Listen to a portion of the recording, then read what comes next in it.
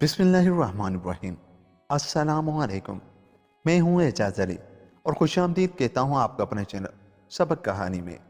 نئے آنے والے دوستوں سے گزارش ہے کہ میرے چینل کو سبسکرائب کر لیں۔ چلتے ہیں آج کی کہانی کی طرف۔ کسی شہر میں ایک بادشاہ رہتا تھا۔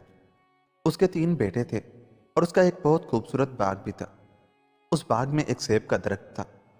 اس درخت میں یہ خوبی تھی کہ اس پر ہر سال ایک سونے کا سیب لگا کرتا تھا۔ بادشاہ اس سیب کی حفاظت کے لیے بہت سے پہرے دار کھڑے کر دیا کرتا تھا، مگر جب وہ سیب بالکل پک جاتا تھا تو کوئی بلا باہر سے آتی تھی اور اسی سیب کو چرا لے جاتی تھی، اور پہرے کے سپاہی کچھ نہ کر سکتے تھے۔ ایک برس بادشاہ یہ دیکھ کر بہت غمگین ہوا اور اس نے اپنے 2 بڑے بیٹوں کو بلا کر کہا، میرے پیارے بیٹوں، تم دونوں سفر کے واسطے تیار ہو جاؤ۔ میں تمہیں بہت سی دولت دیتا ہوں اور جتنی فوج چاہو وہ بھی اپنے ساتھ لے لو، اور دونوں بھائی تمام دنیا میں جگہ جگہ پھر کر اس چور کو تلاش کرو جو ہر سال ہمارے باغ میں سے سونے کا سیب چرا لے جاتا ہے۔ اگر وہ چور تم کو مل جائے تو اس کو پکڑ کر اپنے ساتھ لے آؤ، پھر جو سزا میں چاہوں گا اسے دوں گا۔ جب دونوں شہزادوں نے یہ سنا تو وہ بہت خوش ہوئے، کیونکہ یہ تو وہ پہلے ہی سے چاہتے تھے کہ تمام دنیا کی سیر کریں۔ وہ ایک دم سفر کے لیے تیار ہو گئے اور اپنے ساتھ بہت سا سونا، چاندی اور بہت سی فوج لے کر باپ سے رخصت ہوئے۔ جب چھوٹے شہزادے نے یہ دیکھا تو اپنے باپ کے پاس گیا اور کہنے لگا، ابا مجھ کو بھی سفر کرنے کی اجازت دو، میں اس چور کا پتہ لگاؤں گا۔ مگر بادشاہ نے اس کی ایک نہ سنی، کیونکہ بادشاہ جانتا تھا کہ یہ چھوٹا تمام گھر میں سب سے زیادہ شریر ہے۔ اگر یہ سفر کے لیے باہر جائے گا تو اپنی شرارت سے تکلیف اٹھائے گا۔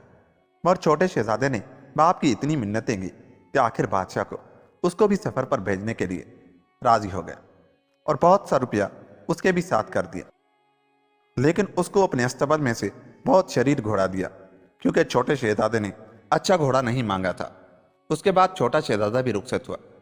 چھوٹے شہزادے کے راستے میں پہلے ایک بہت بڑا جنگل آتا تھا۔ جب شہزادہ اس جنگل کے درمیان میں پہنچا تو وہاں اس کو ایک بھیڑیا دکھائی دیا۔ تھوڑی دیر کے بعد وہ بھیڑیا شہزادے کے پاس آ گیا تو شہزادے نے اس سے پوچھا، بھیڑیے تو بہت بھوکا معلوم ہوتا ہے۔ بھیڑیے نے کہا، ہاں مجھے سخت بھوک لگ رہی ہے۔ شہزادہ یہ سنتے ہی اپنے گھوڑے سے اتر پڑا اور بھیڑیے سے کہنے لگا، اگر تو بھوکا ہے تو لے، یہ میرا گھوڑا حاضر ہے، اس کو کھا لے۔ بھیڑیے نے جب یہ سنا تو جھٹ گھوڑے کو کھانا شروع کر دیا اور تھوڑی دیر میں سب کھا لیا۔ جب بھیڑیا کھا چکا تو شہزادے نے اس سے کہا، شہزادہ میرے دوست بھیڑیے، تو نے میرا گھوڑا تو کھا لیا، مگر ابھی مجھے بہت دور جانا اور تمام دنیا میں پھرنا ہے۔ میں اتنا سفر پیدل چل کر طے نہیں کر سکتا۔ اگر تو مجھے اپنی پیٹھ پر چڑھا لے تو بہت اچھا ہو۔ بھیڑیا، شہزادہ صاحب آپ بڑی خوشی سے مجھ پر سوار ہو سکتے ہیں۔ شہزادہ یہ سن کر بھیڑیا پر سوار ہوا اور بھیڑیا چل پڑا۔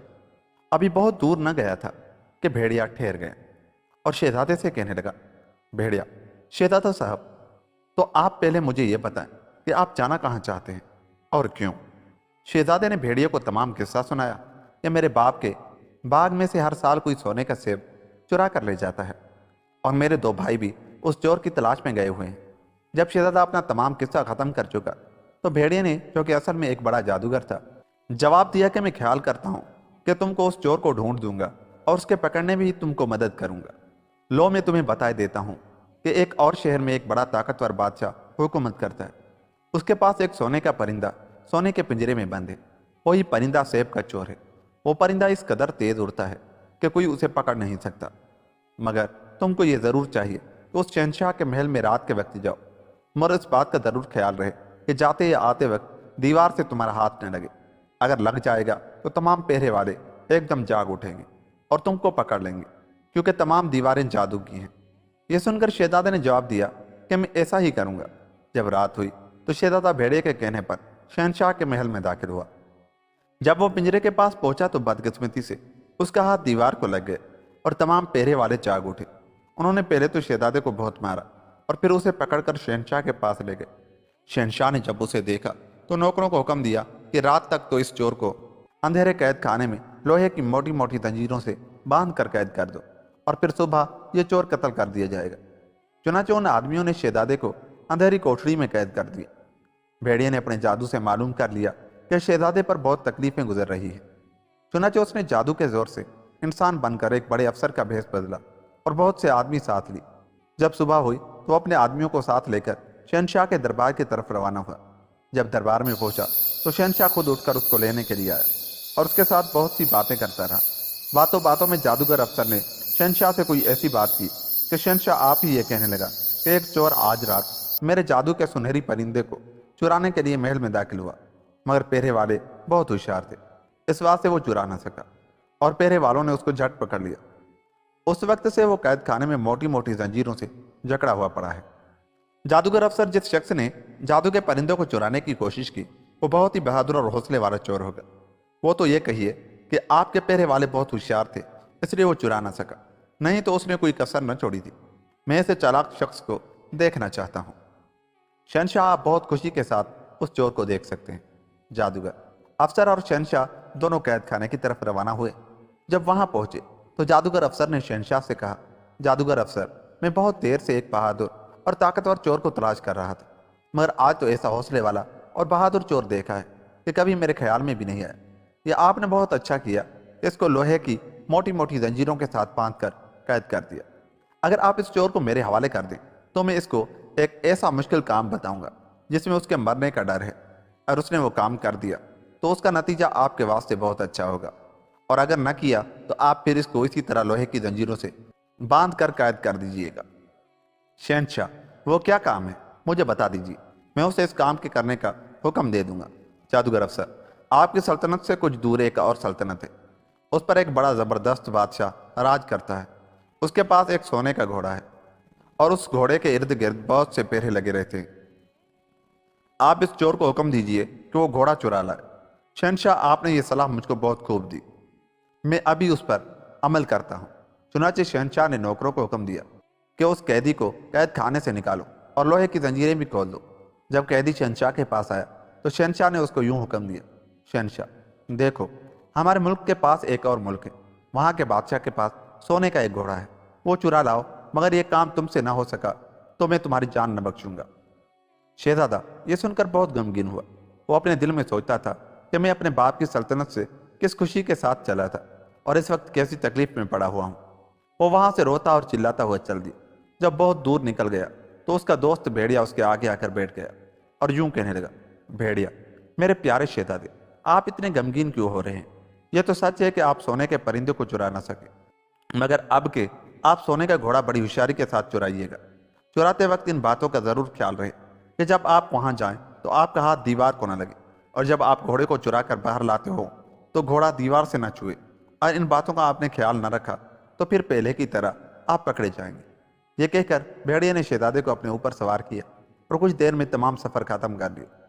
آخرکار اس ملک میں پہنچے جہاں کے شہنشاہ کے پاس سونے کا گھوڑا تھا۔ جب رات ہوئی تو بھیڑیا اور شہزادہ دونوں استبل کی طرف روانہ ہوئے، کیونکہ وہاں سونے کا گھوڑا بندھا تھا۔ جب یہ دونوں استبل کے دروازے میں پہنچے تو بھیڑیا وہاں ٹھہر گیا اور شہزادے سے کہنے لگا، بھیڑیا، پیارے شہزادے، آپ ذرا یہاں ٹھہریں اور میں اندر کا حال دیکھ آتا ہوں۔ بھیڑیا استبل کے اندر گیا اور تھوڑی دیر کے بعد واپس آ کر شہزادے سے کہنے لگا، بھیڑیا، پیارے شہزادے، میں اندر جا کر تمام باتیں دیکھ آیا ہوں۔ سونے کا گھوڑا بڑی حفاظت سے کھڑا ہے، مگر پہرے والے تمام سو رہے ہیں۔ اگر آپ جاتی دفعہ دیوار کو ہاتھ نہ لگائیں گے اور لاتی دفعہ گھوڑے کو دیوار سے چھونے نہ دیں گے تو آپ اسے بڑی آسانی سے چرا لیں گے۔ شہزادہ یہ سن کر بہت آہستہ آہستہ استبل میں گیا۔ وہاں جا کر کیا دیکھتا ہے کہ تمام پہرے والے سو رہے ہیں۔ وہ گھوڑے کے نزدیک پہنچا اور جب شہزادہ گھوڑے کو لانے لگا تو گھوڑے کی دم پر ایک کتے مکھی بیٹھ گئی۔ گھوڑے نے مکھی اڑانے کے لیے اپنی دم ہلائی تو دم اتفاق سے دیوار کو لگ گئی۔ بس پھر گیا تھا، تمام پہرے والے اٹھ کھڑے ہوئے، شہزادے کو پکڑ لیا اور گھوڑے کی چاپکوں سے خوب مارا۔ پھر انہوں نے شہزادے کو لوہے کی موٹی موٹی زنجیروں سے باندھ کر قید خانے میں قید کر دیا۔ جب صبح ہوئی تو پہرے والے آدمی شہزادے کو پکڑ کر شہنشاہ کے پاس لے گئے۔ اس شہنشاہ نے بھی شہزادے کے ساتھ وہی برتاؤ کیا جو سنہری پرندے والے شہنشاہ نے کیا تھا۔ اس نے بھی حکم دے دیا کہ فلانے دن شہزادہ قتل کیا جائے گا۔ پھر نوکروں سے کہا کہ اس کو قید خانے میں انہی زنجیروں سے بندھا رہنے دو۔ جب بھیڑیے کو پتہ لگا کہ شہزادہ پھر قید ہو گیا ہے تو اس نے پھر جادو سے اپنے آپ کو ایک بڑا بھاری بادشاہ بنایا۔ اس دفعہ پہلے سے بھی زیادہ آدمی اپنے ساتھ لیے۔ پھر اس شہنشاہ کے دربار میں گیا، وہاں جا کر شہنشاہ سے ملا۔ جادوگر بادشاہ نے اور شہنشاہ نے مل کر کھانا کھایا۔ جب کھانا کھا چکے تو جادوگر بادشاہ نے پھر چوروں کی بات شروع کی اور شہنشاہ سے کہا کہ مجھ کو پتہ لگا ہے کوئی چور رات کو آپ کے ہاں सोने का घोड़ा चुराने आया था और वो पकड़ा गया है। मैं उस चोर को देखना चाहता हूँ जो इतना बहादुर और हौसले वाला शख्स है। शहनशाह ने जवाब दिया, आप बड़ी खुशी से उस चोर को देख सकते हैं।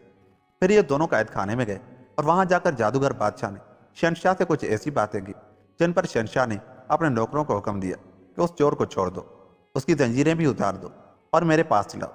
थोड़ी देर के बाद जब शहजादा कैद खाने में से छुटकर बादशाह के पास आया तो शहनशाह ने उससे कहा कि मैं तुम्हारी जान तब बख्शूंगा अगर तुम 3 दिन के अंदर अंदर समंदर की सुनहरी परी को पकड़कर यहाँ ले आओगे। शहजादा ये सुनकर वहां से चल दिया, मगर दिल में ये कहता जाता था कि मैं ऐसा मुश्किल काम कैसे कर लूंगा, समंदर की सुनहरी परी को कैसे पकड़ूंगा। जब शहजादा बहुत दूर चला गया तो उसका दोस्त भेड़िया फिर इसको आन मिला। अगरचे शहजादे को कैद से भेड़िया ही ने छुड़ाया था और वो उसका हाल अच्छी तरह जानता था, लेकिन वो ये ना चाहता था कि शहजादे को इन बातों का पता चले। चुनाचे उसने शहजादे से पूछा, प्यारे कहो, जब तुम घोड़ा चुराने गए थे तो क्या क्या बात पेश है। शहजादे ने भेड़िए को अपनी तमाम तकलीफें सुनाई और कहा कि अब मुझे 3 दिन के अंदर समंदर की सुनहरी परी लाने का हुक्म हुआ है।